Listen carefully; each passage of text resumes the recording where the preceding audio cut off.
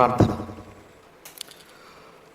సకల ఆశీర్వాదములకు కారణభూతుడైన మమ్మల్ని కన్న మా ప్రియ పరలోకపు తండ్రి, మహోన్నతుడా, మహాగణుడా, మహాశక్తి సంపన్నుడా, మీ ఘనమైన నామమునకు, శ్రేష్టమైన నామమునకు, శక్తి కలిగిన ఉన్నతమైన నామమునకు ప్రభు అయిన యేసుక్రీస్తు వారి పేరట స్తుతులు స్తోత్రములు చెల్లిస్తున్నాం. నాయన తండ్రి, మమ్మలను మా కుటుంబాలను ఇంతవరకు ఎంతగానో కాచి కాపాడి ఆరోగ్యమును ఆయుష్ను మాకు ప్రసాదించి సజీవులుగా ఉంచి ఈ సాయంకాలం వేళ మీ సన్నిధికి చేర్చి మీ పరిశుద్ధ గ్రంథంలో నుండి తండ్రి మా ఆత్మలను రక్షించే శక్తి కలిగిన మాటలను, మా విశ్వాస జీవితాన్ని అభివృద్ధి చేసుకునే మాటలను కుడికి కానీ ఎడమకు కానీ తొలగిపోకుండా మీరిచ్చే పరలోక రాజ్యానికి నడిపించే మాటలను మరొక్కసారి మేమందరం కూడా వినటానికి, ఆ మాటల ప్రకారంగా బ్రతకటానికి మీరు మాకిచ్చినటువంటి గొప్ప అవకాశమును బట్టి, ధన్యతను బట్టి క్రీస్తు వారి పేరట మీకు స్తుతులు స్తోత్రములు చెల్లిస్తున్నాం. నాయన, మీ దాసుడునైన నేను తండ్రి మీ గ్రంథంలో నుండి కొన్ని మాటలను మీ పిల్లలకు ఉపదేశించడానికి సిద్ధపడుతూ ఉండగా చెప్పగలిగే మంచి సమయోచితమైన జ్ఞానమును మీ ఆత్మ సహాయమును నాకు అందించండి. నాయన, వినుచున్న మీ పిల్లలకు అర్థం చేసుకునే మనసును, గ్రహించే హృదయమును దయచేయండి తండ్రి. మీ మాటలు తండ్రి కేవలం విని విడిచిపెట్టి వారిగా ఉండకుండా విన్న మాటలను అర్థం చేసుకుని గ్రహించి ఆ మాటలకు లోబడి మీ మాటల ప్రకారంగా బ్రతుకుతూ మీ కుమారుడైన క్రీస్తు రాకడ కోసం సిద్ధపాటు కలిగి మీరిచ్చే పరలోక రాజ్యానికి మేమందరము చేరుకోవటానికి సహాయం చేయమని, కృప చూపించమని, దయ చూపించమని, మీ కృపలో మమ్మల్ని అందరినీ కూడా భద్రపరిచి కాచి కాపాడమని మీ ప్రియ కుమారుడు మా ప్రియ రక్షకుడైన యేసుక్రీస్తు వారి పేరట చిన్న ప్రార్థన అడిగి వేడుకొంచున్నాము తండ్రి, ఆమేన్. కూడి వచ్చినటువంటి సహోదరి సహోదరులందరికీ కూడా మన ప్రభువును రక్షకుడైన యేసుక్రీస్తు వారి పేరట హృదయపూర్వకమైన వందనములు తెలియజేస్తూ ఉన్నాను. అంత బాగున్నారు కదండి. ఈరోజు ఒక మంచి పాఠాన్ని మనం పరిశుద్ధ గ్రంథం ద్వారా నేర్చుకుందాం. ఈరోజు మనం నేర్చుకోబోయే పాఠం పేరు లోకమంతా ఎవరి యందు ఉన్నది. లోకమంతా ఎవరి యందు ఉన్నది అనే అంశాన్ని ఈరోజు మనం నేర్చుకుందాం. ప్రియులరా, ప్రియమైన దేవుని పిల్లలరా,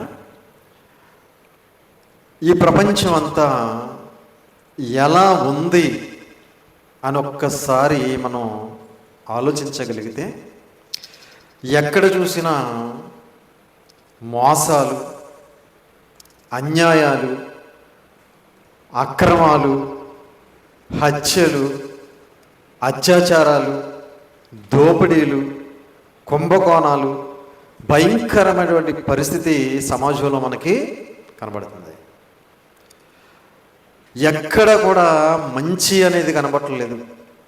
మానవత్వం అనేది మరుగైపోతుంది. మారణహోమం అనేది రోజు రోజుకి పెరిగిపోతుంది. ఈ ప్రపంచం అంతా కూడా ఎందుకు ఇలా అయిపోయింది? ఎందుకు ప్రపంచ ప్రజలందరూ కూడా ఇంత భయంకరమైనటువంటి ప్రవర్తన కలిగి జీవిస్తున్నారు? ఎందుకు ఇలా అయిపోయారు అని మనం ఆలోచించగలిగితే ఈ లోకమంతా కూడా ఎవరి వైపుకు వెళ్ళిపోయిందో, ఎవరి యందు ఉన్నదో ఒక్కసారి మనం బైబిల్ గ్రంథంలోకి వెళ్ళి చూడగలిగితే, యోహాను గారు రాసిన మొదటి పత్రిక, దయచేసి మీ చేతిలో ఉన్న పరిశుద్ధ గ్రంథాన్ని అందరూ కూడా తెరిచి చూడాలని ప్రేమపూర్వకంగా తెలియజేస్తున్నాను. యోహాను గారు రాసిన మొదటి పత్రిక 5వ అధ్యాయము. యోహాను గారు రాసిన మొదటి పత్రిక 5వ అధ్యాయము 19వ వచనాన్ని జాగ్రత్తగా చూడండి పిల్లరా. యోహాను గారు రాసిన మొదటి పత్రిక 5వ అధ్యాయం 19వ వచనం. మనము దేవుని సంబంధులమనియు లోకమంతయు దుస్తుని యందు ఉన్నదనియు ఎరుగుదుము. మనము దేవుని సంబంధులమనియు లోకమంతయు ఎవరి యందు ఉందట? దుస్తుని యందు ఉన్నదనియు ఎరుగుదుము. ప్రియమైన దేవుని పిల్లలారా, లోకమంతా దేవుని యందు లేదు. ఎవరి యందు ఉంది? దుస్తుని యందు ఉంది. దుష్టుడు ఎవరు? సాతానుగాడు, అపవాది. లోకం అంతా కూడా ఎవరి వైపు వెళ్ళిపోయిందయ్యా అంటే సాతానుగాడి వైపు వెళ్ళిపోయింది, అపవాది వైపు వెళ్ళిపోయింది, దుష్టుని వైపు వెళ్ళిపోయింది. అందుకే ప్రపంచం అంతా ఈరోజు భయంకరమైనటువంటి పరిస్థితుల్లోకి వెళ్ళిపోయింది. ఈరోజు సమాజాన్ని ఒక్కసారి మనం ఆలోచిస్తే సమాజం అంతా చెడిపోయిందా, కొంత చెడిపోయిందా? ఏమండి, సమాజం అంతా చెడిపోయింది. ఉదాహరణకి ఒకప్పుడు క్రీస్తుకు పూర్వం సొదొమ గొమొర్రా 2 పట్టణాలే పాడైపోయినట్టుగా మనకు కనబడుతున్నాయి. ఈరోజు ప్రపంచంలో ఉన్న ప్రతి పట్టణము కూడా పాడైపోయింది. పలానా పట్టణం బాగుందండి అని చెప్పడానికి మనకు అవకాశం లేదు. ప్రతి పట్టణము, ప్రతి పల్లె కూడా పాడైపోయింది. ఇది వరకు పట్టణాల్లో ఉన్నవారు ఎక్కువగా పాడైపోయేవారు, పల్లెల్లో ఉన్నవారికి ఏం తెలియదు కాబట్టి వీళ్ళు చాలా జాగ్రత్తగా ఉండేవారు. కానీ ఈరోజు పట్టణాలే కాదు, పల్లెలు కూడా పాడైపోయాయి. పట్టణాల నుంచి పల్లెల వరకు పాకేసింది పాపం. అందుకే ఈరోజు పాపం ఎక్కువగా పెరిగిపోయింది ప్రపంచంలో. నేరాలు, ఘోరాలు, భయంకరమైనటువంటి హత్యలు, అత్యాచారాలు ఈరోజు పల్లెల్లో కూడా జరుగుతున్నాయంటే ప్రపంచం ఏ స్థాయికి మరి భయంకరమైన స్థితికి దిగజారిపోయిందో మనం ఆలోచిస్తే మనకి అర్థమైపోతుంది పిల్లలు. మరి ఇంత భయంకరంగా పాడైపోయింది కదా, ఇలాంటి భయంకరమైనటువంటి పరిస్థితి సమాజంలో ఉంది కదా, మరి దేవుడు ఏం చేస్తున్నాడు? ఏమండి, ప్రపంచం అంతా సాతాను వైపు వెళ్ళిపోయినప్పుడు, దుష్టుని వైపు వెళ్ళిపోయినప్పుడు, నేరాలు, ఘోరాలు, హత్యలు, అత్యాచారాలు ఇవన్నీ జరుగుతున్నప్పుడు మరి దేవుడు ఏం చేస్తున్నాడు అని మనం ఆలోచించగలిగితే దేవుడు ఏం చేస్తున్నాడంటే పేతురు గారు రాసిన మొదటి పత్రిక 5వ అధ్యాయం. పేతురు గారు రాసిన మొదటి పత్రిక 5వ అధ్యాయము 7వ వచనం జాగ్రత్తగా చూడండి పిల్లలు. పేతురు గారు రాసిన మొదటి పత్రిక 5వ అధ్యాయం 7వ వచనం. ఆయన మిమ్మల్ని గూర్చి చింతించుచున్నాడు. చాలండి, ఆయన మిమ్మల్ని గూర్చి చింతించుచున్నాడు, బాధపడుతున్నాడు అంట. ఆయన ఎందుకు బాధపడుతున్నాడు అంటే, నా పోలికతో నా స్వరూపంతో పుట్టిన నా పిల్లలు ఎలా మారిపోయారు? సాతాను సంబంధులుగా మారిపోయారు, అపవాది అనుచరులుగా మారిపోయారు. నా సంబంధులుగా ఉండవలసిన వారు, నా యందు భయభక్తులు కలిగి బ్రతకవలసిన వారు, నాకిష్టమైన మార్గంలో నడవలసిన వారు, నేను వ్రాయించిన మాటల ప్రకారంగా జీవించవలసిన వారు ఎలా బ్రతుకుతున్నారు? సాతానుకిష్టమైన వారిగా బ్రతుకుతున్నారు, సాతాను మార్గంలో ప్రయాణం చేస్తున్నారు అని దేవుడు చింతిస్తున్నాడు. దేవుడు ఏం చేస్తున్నాడు? చింతిస్తున్నాడు, అంటే బాధపడుతున్నాడు ప్రపంచ ప్రజలందరినీ చూసి. ఏమండి, అలాగే ఇంకా ఏం చేస్తున్నాడు చూస్తారా? యెషయా గ్రంథం 65వ అధ్యాయం. యెషయా గ్రంథం 65వ అధ్యాయం 2వ వచనం జాగ్రత్తగా చూడండి పిల్లలు. యెషయా గ్రంథం 65వ అధ్యాయం 2వ వచనం. తమ ఆలోచనలు అనుసరించి చెడు మార్గములను నడుచుకొనుచు లోబడనొల్లని ప్రజల వైపు దినమంతయు నా చేతులు చాపుచున్నాను. తీసారమ్మా, యెషయా గ్రంథం 65వ అధ్యాయం 2వ వచనం. తమ ఆలోచనలను అనుసరించి, దేవుని వాక్యాన్ని అనుసరించి కాదు.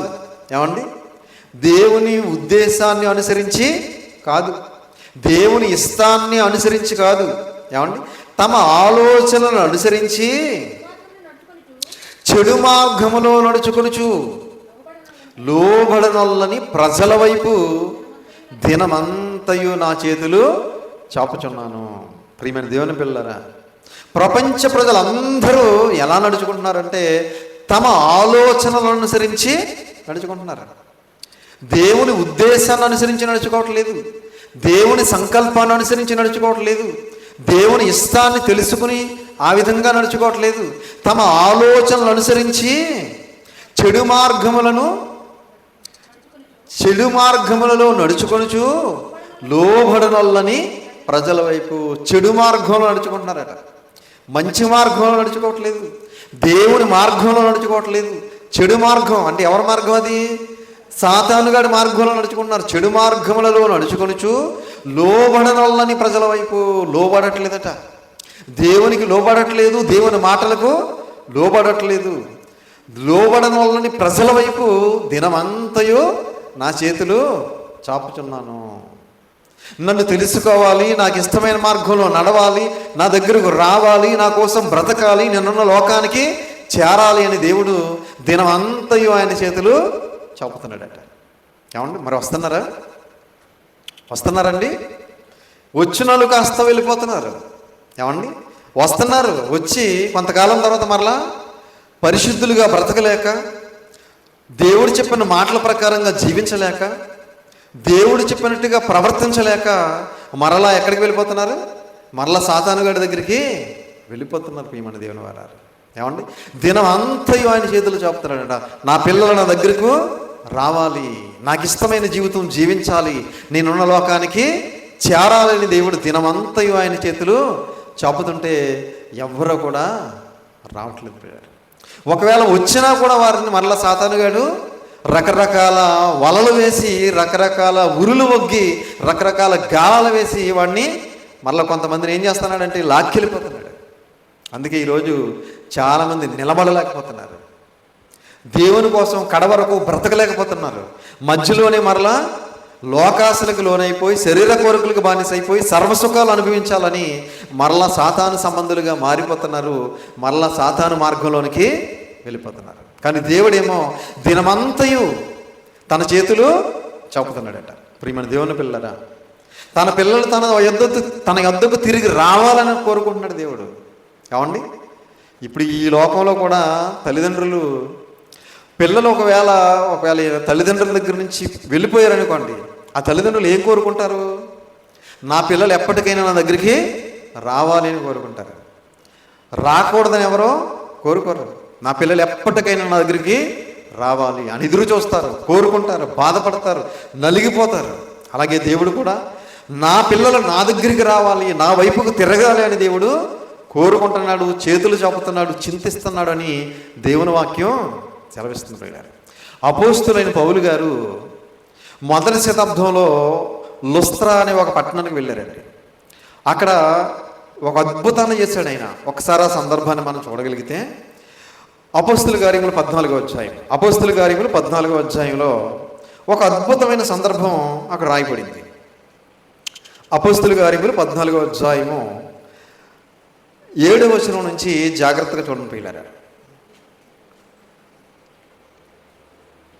అపోస్తుల కార్యములు 14వ అధ్యాయం 7వ వచనం నుంచి, లుస్త్రాలో బలహీన పాదములు గల ఒకడుండెను. అతడు పుట్టినది మొదలుకొని కుంటివాడై ఎన్నడూ నడవలేక కూర్చుండి ఉండేవాడు. లుస్త్రా అని ఒక పట్టణం ఉందట. ఏమండి, ఆ పట్టణంలో బలహీన పాదములు గల ఒకడుండెను. బలహీన పాదములు అంటే పోలియో వచ్చిన వాళ్ళని చూస్తాం కదా మనం. వాళ్ళు పాపం నిలబడలేరు, నడవలేరు, పరిగెత్తలేరు, అక్కడే కూర్చొని ఉంటారు. వాళ్ళు ఇంకెక్కడికి వెళ్ళలేరు. బలహీన పాదములు గలవాడు ఒకడు ఉండెను. అతడు పుట్టినది మొదలుకొని కుంటివాడై ఎన్నడూ నడవలేక కూర్చుండి ఉండేవాడు. ప్రియమైన దేవుని పిల్లరా, పుట్టినది మొదలుకొని ఒక్కసారి కూడా ఏం చేయలేదట, అతను నడవలేదట. ఏమండి, మనం అయితే పుట్టినది మొదలుకొని నడకొచ్చినది మొదలుకొని ఎన్ని ప్రాంతాలు తిరిగి వచ్చేసామో మనం. అవునా? మనకు దేవుడు అలా బలహీన పాదాలు మనకి ఇవ్వలేదు దేవుడు. ఏమండి, ఒకవేళ మనకు కూడా దేవుడు అలాంటి బలహీన పాదాలు ఇచ్చుంటే మనం కూడా అదే పరిస్థితుల్లో ఒక చోట కూర్చుని ఉండేవాళ్ళం. ఏమండి, అలాంటి వాళ్ళు ఎవరైనా కనబడినప్పుడు దేవుడు నాకు ఈ పరిస్థితి ఇవ్వలేదు అని దేవునికి కృతజ్ఞతలు తెలియచేయాలి మనం. ఏమండి, ఎప్పుడూ కూడా నడవలేక కూర్చునే ఉన్నాడట. అతడు పౌలు మాట్లాడుట వినెను. పౌలు అతని వైపు తేరి చూచి స్వస్థత పొందుటకు అతనికి విశ్వాసం ఉండెనని గ్రహించి, పౌలు చెబుతున్నటువంటి దేవుని మాటలు విన్నాడట. ఎవరో ఈ పుట్టుకతో కుంటివాడుగా పుట్టినటువంటి వ్యక్తి పౌలు గారు చెబుతున్నటువంటి దేవుని మాటలు విన్నాడట. విని స్వస్థత పొందుటకు అతనికి విశ్వాసం కలిగిందట. అంటే పౌలు గారి ద్వారా దేవుడు నాకు స్వస్థత కలిగిస్తాడని ఒక విశ్వాసం అతనికి వచ్చిందట. నీ పాదములు మోపి సరిగా నిలువమని బిగ్గరగా చెప్పినప్పుడు పౌలు గారు అతన్ని చూసి ఇతనికి స్వస్థత పొందడానికి ఏముంది, విశ్వాసం ఉంది అని గ్రహించేటట్టు పౌలు గారు. ఏమండి గ్రహించి ఏం చెప్పారట, నీ పాదముల మోపి బిగ్గరగా సరిగా నిలవమని బిగ్గరగా చెప్పినప్పుడు ఒకే ఒక మాట చెప్పారు పౌలు గారు, నీ పాదముల మోపి సరిగా నిలబడు అని చెప్పి బిగ్గరగా చెప్పాడట. అతడు గంతులు వేసి, ఏమండి అతడు గంతులు వేసి నడవసాగిను. ప్రియమైన దేవుని వాళ్ళరా, పుట్టినది మొదలుకుని ఒక్కసారి కూడా నడవలేనోడికి ఒక్కసారిగా కాళ్ళు సరిగా నిలబడటానికి దేవుడు ఒక అవకాశాన్ని ఇచ్చినప్పుడు ఏం చేశాడు, గంతులేసేస్తున్నాడట. ఏమండి ప్రియమైన దేవుని పిల్లలు, ఎందుకంటే అతని జీవితంలో ఎప్పుడూ కూడా నడవలేదు, అతను ఎప్పుడూ కూడా నిలబడలేదు, అతను ఎప్పుడూ కూడా గంతులు వేయలేదు. అలాంటి ఎప్పుడైతే స్వస్థత కలిగిందో వెంటనే ఆనందంతో గంతులేసేస్తున్నాడంట. మీకు ఒక ఉదాహరణ తెలియజేస్తాను. పుట్టినటువంటి పిల్లలు అప్పుడప్పుడే నడక వస్తుంటుంది, మీరు గమనించారా? ఏమండి అప్పుడప్పుడే నడుస్తూ ఉంటారు చూడండి. కొత్తగా వాళ్ళు ఒక చోట నిలబడరండి, తల్లిదండ్రులని పరుగులెట్టించేస్తూ ఉంటారు. వీళ్ళ వెనకాల పరిగెట్టడమే. ఏమండి ఆగరా అన్న ఆగరు. ఎందుకు? అప్పుడే నడకొచ్చింది వాళ్ళకి. ఏమండి ఇంకా వాళ్ళు ఆనందంతో పరుగులెట్టేస్తూ ఉంటారు. ఎప్పుడైతే ఈ బలహీన పాదములు గల వాడికి కూడా ఎప్పుడైతే స్వస్థత జరిగిందో వెంటనే ఏం చేస్తున్నాడు, ఏమండి నడవట్లేదు, నిలబడి చూడట్లేదు, గంతులేసేస్తున్నాడు. ఎందుకు? ఏమండి ఈ రోజు నుంచి నేను నడవగలను, ఈ రోజు నుంచి నేను పరిగెత్తగలను, ఈ రోజు నుంచి నేను ఎక్కడికైనా వెళ్ళగలను, రాగలను అనే ఒక ఆనందంతో గంతులు వేస్తున్నాడట. జనసమూహములు పౌలు చేసిన దానిని చూచి లుకయేనియా భాషలో దేవతలు మనుష్య రూపము దాల్చి మన యొద్దకు దిగి వచ్చి ఉన్నారని కేకలు వేసి అక్కడ ఉన్నటువంటి జనసమూహాలు చూశారంటే ఈ సంగతి ఏమండి పౌలు గారు ఎప్పుడైతే ఆ వ్యక్తికి స్వస్థత చేశాడో, ఆ వ్యక్తి ఎప్పుడైతే గొంతులు వేస్తున్నాడో, ఆ సంగతి చూసినటువంటి ఆ సన్నివేశాన్ని చూసినటువంటి జనసమూహం వెంటనే ఏమనుకుంటున్నారట, ఏమండి లుకయేనియా అనే పదం ఉపయోగిస్తున్నారు చూడండి. లుకయేనియా భాషలో దేవతలు మనుష్య రూపము దాల్చి మన యొద్దకు దిగి వచ్చి ఉన్నారని కేకలు వేసి, దేవతలు మనుష్య రూపంలో మన మధ్యకు వచ్చారు. ఎవరు? ఇప్పుడు దేవతలు ఎవరు? పౌలు గారు కూడా ఉన్న బర్నబా గారు దేవతలు అయిపోయారు. ఎందుకంటే స్వస్థత చేశారు కదా. స్వస్థత చేసేసరికి అక్కడ ఉన్నటువంటి జనసమూహం ఏమనుకుంటున్నారంటే, మనుషులైతే ఇది చేయలేరు. ఏమండి మరి ఎవరు చేశారు? దేవతలే మనిషి రూపంలో వచ్చి స్వస్థత చేశారనుకొని ఏమంటే కేకలు వేసి ఏం చేస్తున్నారు చూడండి. వాళ్ళు బర్నబాకు ద్యుపతి అనియు పౌలు ముఖ్య ప్రసంగికి అయినందున అతనికి హెర్మే అనియు పేరు పెట్టిరి. బర్నబాకేమో ద్యుపతి అని పేరు పెట్టారట. పౌలు గారు ముఖ్య ప్రసంగి అయినందున అతనికి హెర్మే అని పేరు పెట్టి పట్టణమునకు ఎదురుగా ఉన్న ద్యుపతి యొక్క పూజారి ఎడ్లను పూదండలను తీసుకొని వచ్చి సమూహముతో కలిసి బలి అర్పింపవలనని ఉండెను. ఏం చేయాలనుకుంటున్నారట? ఏమండి పౌలు గారికి బర్నబా గారికి ఏం తీసుకొచ్చారు? ఏమండి ఎడ్లు తీసుకొచ్చారు, దండలు తీసుకొచ్చారట. దండలేసి ఇప్పుడు ఎడ్లు ఏం చేస్తారు? బలర్పిస్తారనమాట. ఎందుకు? వీళ్ళు దేవతలు అనుకుంటున్నారు. ఏమండి స్వస్థత చేశారు కదా. మరి ఎప్పుడైతే ఈ అద్భుతాన్ని చేశారో, ఎప్పుడైతే ఈ మహత్కార్యాన్ని చేశారో, ఎప్పుడైతే ఈ సూచక క్రియ చేశారో, వెంటనే దేవతలే మనిషి రూపంలో మన మధ్యకు వచ్చారనుకుని వెంటనే దండలు పట్టుకొచ్చి పౌలు గారికి ఒకటి బర్నబా గారికి ఒకటి వేసి ఎడ్లు తీసుకొచ్చి బలిర్పించేయాలనుకుంటున్నారట. అపోస్తులైన బర్నబాయు పౌలును ఈ సంగతి విని తమ వస్త్రములు చింపుకొని సమూహంలోనికి చొరబడి, అయ్యలారా మీరెందుకు ఇలాగ చేయుచున్నారు? మేము కూడా మీ స్వభావం గల నరులమే. అయ్యలారా మీరెందుకు ఇలా చేస్తున్నారని బట్టలు చింపుకున్నారట. బట్టలు చింపుకొని ఏమంటున్నారు? మేము కూడా మీ స్వభావం గల నరులమే. మేము దేవతలం కాదు, మేము దేవుళ్ళం కాదు, మా దగ్గర ఏ శక్తి లేదు మేము కూడా మీకు లాంటి మనుషులమే, నరులమే, మీ స్వభావం లాంటి స్వభావం గలవారమే అని చెప్పి ఒక అద్భుతమైన మాట చెప్తున్నారు. మీరు ఈ వ్యర్థమైన వాటిని విడిచిపెట్టి ఆకాశమును, భూమిని, సముద్రములను, వాటిలో ఉండి సమస్తమును సృజించిన దేవుని వైపు తిరగవలెనని సువార్త ప్రకటించుచున్నాము. ఏమంటున్నారు? ఆకాశమును, భూమిని, సముద్రమును, వాటిలో ఉండు సమస్తమును సృజించిన జీవము గల దేవుని వైపు తిరగవలెనని. ఎవరి వైపు తిరగాలి? మీరు ఎవరి వైపు ఉన్నారు ఇప్పుడు? ఏమండి? లోకమంతా ఎవరి యందు ఉన్నది? ఏమండి? సాతాను యందు ఉన్నది. కాబట్టి ఇప్పుడు మీరు ఎవరి వైపు తిరగాలి? జీవము గల దేవుని వైపు తిరగాలి. ఏమండి? జీవము గల దేవుని వైపు తిరగాలి. మీరు వ్యర్థమైన వాటిని విడిచిపెట్టి ఆకాశమును, భూమిని, సముద్రమును, అందలి సమస్తమును సృజించిన జీవము గల దేవుని వైపు తిరగవలనని మీకు సువార్త ప్రకటించుచున్నాము. ప్రియమైన దేవుని వాళ్ళరా, అపోస్తలులు మొదటి శతాబ్దంలో జీవము గల దేవుని వైపు తిరగాలని ఆనాటి సమాజానికి సువార్త ప్రకటించారు. యేసుక్రీస్తు వారు అదే చేశారు, అపోస్తలులు అదే చేశారు. ఈరోజు సువార్తికులమైన మేము కూడా అదే చేస్తున్నాం. జీవం గల దేవుణ్ణి తెలుసుకోండి, జీవము గల దేవుని వైపు తిరగండి. ఆయన ఆకాశాన్ని సృజించినవాడు, భూమిని సృజించినవాడు, సముద్రాలను సృజించినవాడు, అందరి సమస్తాన్ని సృజించిన సర్వశక్తి గల దేవుడైన, జీవము కలిగిన వాడు, జీవితాన్ని ఇచ్చినవాడు.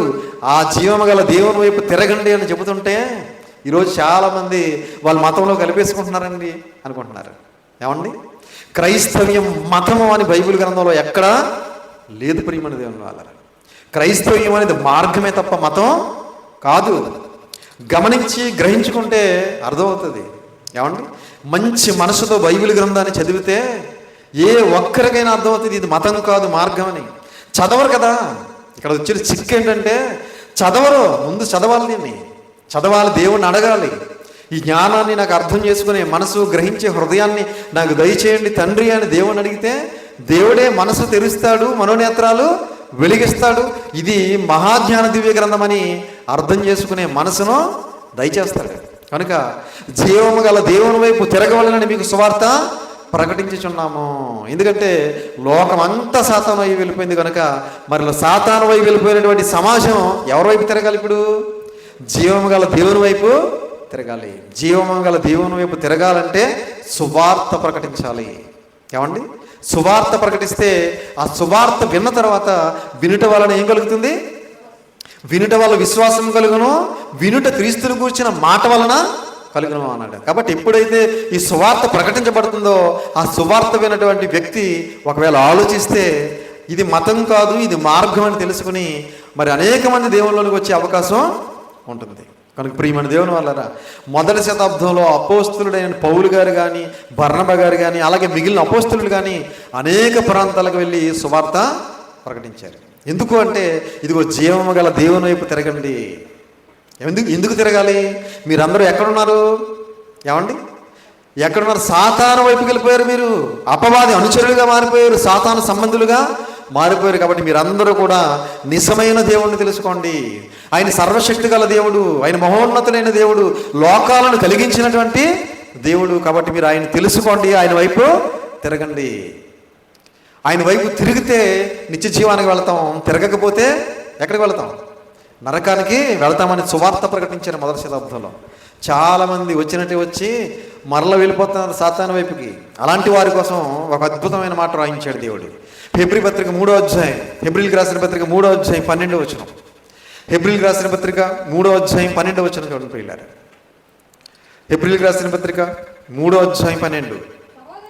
సహోదరులారా, జీవము గల దేవుని విడిచిపోవనట్టి విశ్వాసము లేని దుష్టహృదయం మీలో ఎవని యందైనను ఒకవేళ ఉండునేమో అని జాగ్రత్తగా చూచుకొనుడి. తీసారండి 3వ అధ్యాయం 12 హెబ్రీ పత్రిక. సహోదరులారా, జీవము గల దేవుని విడిచిపోవునట్టి, ఎవరిని?